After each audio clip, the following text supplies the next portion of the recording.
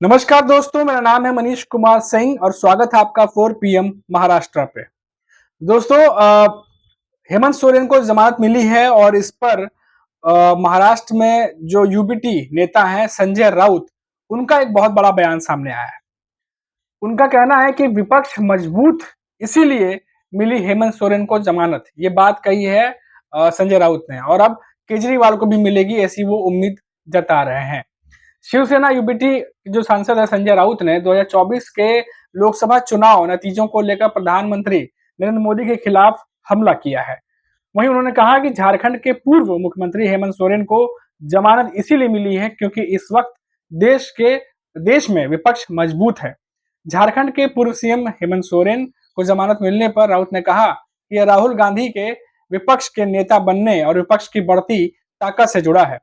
राउत ने एएनआई जो है उनसे बात करते हुए कहा कि मोदी और शाह के इस दौरे में न्यायपालिका भी राजनीतिक हो गई है। न्यायपालिका राजनीतिक दबाव में काम कर रही है। केंद्रीय एजेंसियां बीजेपी की एजेंट बनी हुई हैं। राहुल गांधी के विपक्ष के नेता बनने और विपक्ष की ताकत को देखते हुए हेमंत सोरेन को जमानत मिल गई है। उन्होंने कहा कि अरविंद केजरीवाल को भी जमानत मिल जाएगी। 400 से अधिक सीटें जीतने के भाजपा के दावों पर संजय राउत ने कहा कि लोकसभा चुनाव 2024 में मिली जनादेश पीएम मोदी का व्यक्तिगत नुकसान है। पीएम मोदी ने 400 से अधिक सीटें जीतने का दावा किया था, लेकिन क्या हुआ? राहुल गांधी ने पीएम मोदी को हरा दिया। सरकार बनाने से पहले उन्हें कुछ आत्मनिरीक्षण करना चाहिए था। देश को एक ऐसे नेता की जरूरत है जो सबको साथ लेकर चले। शुक्रवार को झारखंड हाईकोर्ट से जमानत आदेश के बाद हेमंत सोरेन को बिरसा मुंडा जेल से रिहा कर दिया गया। सोरेन को जनवरी में जो ईडी है कथित भूमि घोटाले और मनी लॉन्ड्रिंग से संबंधित आरोपों में गिरफ्तार किया था। उन पर कई सारे विक्रेताओं और खरीदारों को शामिल करके करोड़ों रुपए जमीन को हासिल करने के लिए आधिकारिक रिकॉर्ड की और जालसाजी के जरिए बड़ी मात्रा में जो है रुपए और जमीन हासिल करने के लिए कई सारे ऐसे जो है आरोप लगाए गए थे। खैर ये तो आरोपी की बात हुई, लेकिन इसके अलावा अगर हम बात करें तो जिस तरीके से संजय राउत की मैं बात आगे बढ़ाता हूँ। संजय राउत यहाँ पर तो चलिए बयान देते नजर आ रहे हैं वो और हमला करते आ रहे हैं बीजेपी पे, लेकिन विधानसभा चुनाव के मद्देनजर उन्होंने संजय राउत ने उद्धव ठाकरे को जो है सीएम पद के लिए आगे उनका नाम सजेस्ट किया था और जिसको लेकर अब खबर आ रही है कि शरद पवार से भी इसको लेकर सवाल किया गया है क्योंकि एनडीए गठबंधन का हिस्सा है, चाहे वो यूबीटी ग्रुप हो या फिर शरद पवार के एनसीपी हो या कांग्रेस हो। ऐसे में खबर है कि शरद पवार ने उद्धव ठाकरे के सीएम चेहरा को जो है मानने से इनकार किया है और ये अब खबर आ रही है कि आगे क्या होने वाला है एनडीए गठबंधन में, क्योंकि कुछ सवाल पूछे गए जिसका सीधा जवाब जो है फिलहाल अभी शरद पवार ने नहीं दिया है। हालांकि ये नहीं कहा है कि नहीं जो है वो करेंगे, लेकिन घुमा फिरा कर इसका आंसर दिया है। महाराष्ट्र में अगर एनडीए सरकार सत्ता में आती है तो इसका मुख्यमंत्री कौन होगा? इस सवाल का जवाब अभी तक एनडीए के नेताओं या उनके दलों की तरफ से नहीं मिला है।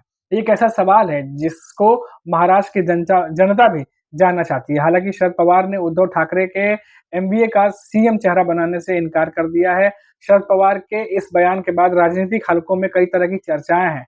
चर्चा ये भी है कि क्या आखिर जो एनडीए गठबंधन है उसके भीतर क्या चल रहा है। शिवसेना जहां इस बात पर जोर दे रही है यूबीटी ग्रुप कि उद्धव ठाकरे को महाराष्ट्र में आगामी विधानसभा चुनाव के लिए महाविकास आघाड़ी एनडीए के मुख्यमंत्री पद के चेहरे के रूप में पेश किया जाना चाहिए। वहीं एनसीपी के जो प्रमुख है शरद पवार ने जो शनिवार को ही जो है किसी व्यक्ति को सीएम चेहरे के रूप में पेश करने के विचार को फिलहाल अभी के लिए जो है खारिज कर दिया है।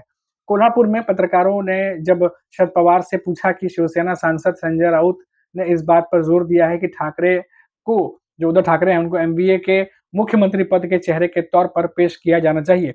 इस सवाल के जवाब में शरद पवार ने कहा कि हमारा गठबंधन हमारा सामूहिक चेहरा है। एक व्यक्ति हमारा मुख्यमंत्री पद का चेहरा नहीं बन सकता। सामूहिक नेतृत्व तो हमारा फॉर्मूला है और इसी को आगे बढ़ाते हुए कहा कि इसके बारे में तीनों गठबंधन सहयोगी दल मिलकर फैसला लेंगे।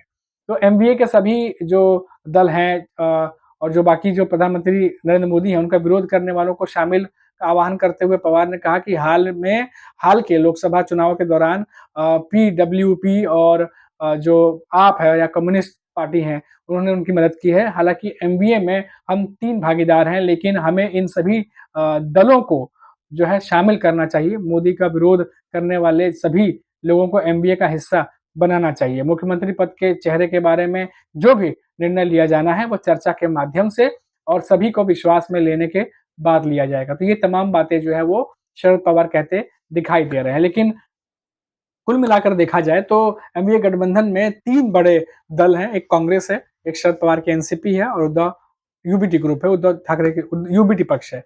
और तीनों ही जो बड़े दल हैं, उनमें से एक जो संजय राउत हैं, वो उद्धव ठाकरे के नाम पर जो है वो आगे बढ़ा चुके हैं, चर्चा करने से ये कह चुके हैं। और जो दूसरा दल है शरद पवार की एनसीपी का, उन्होंने क्या कुछ कहा है, वो मैंने आपको बता दिया। लेकिन अभी तक कांग्रेस की तरफ से कुछ भी इस पर अभी बयान सामने नहीं आया है कि आखिर कांग्रेस की तरफ से इस पर क्या कुछ मतलब स्टैंड है या क्या कुछ कह रहे हैं वो। फिलहाल उनका भी रिएक्शन जल्द ही आने की उम्मीद है, क्योंकि सीएम के चेहरे को लेकर के महाराष्ट्र में राजनीति को आगे तो बढ़ाना ही है।